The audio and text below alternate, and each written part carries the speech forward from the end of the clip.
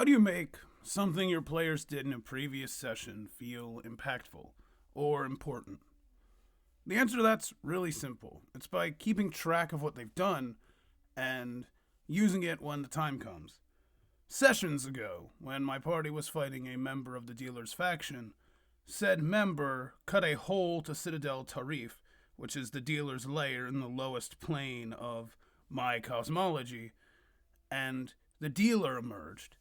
And it was here the party, after fighting this minion and killing him, had to fight the dealer himself.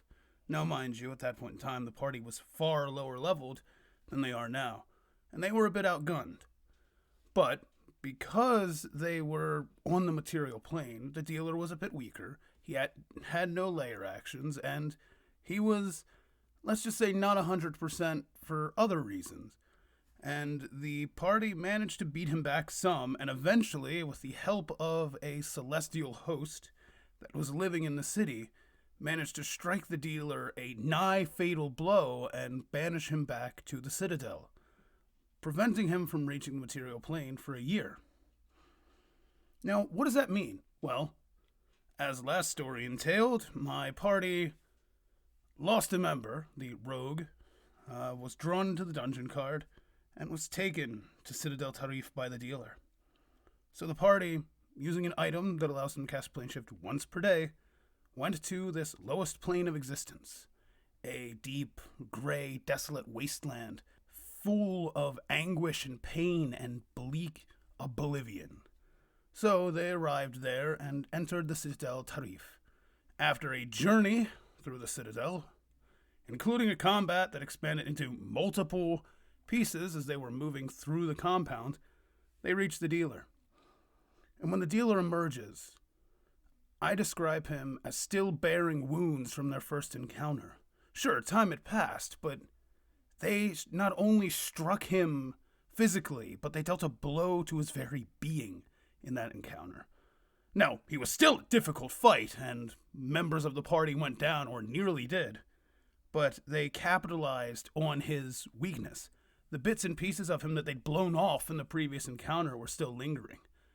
And he was angry, targeting the ones who hurt him most, and working strategically to wear down his greatest foes, and they still came out on top.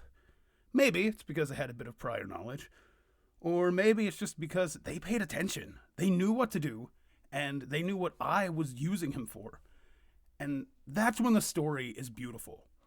When your players make their decisions matter in a previous encounter, you capitalize on that in the next encounter, and then they see what you've done and step up their game and make things work.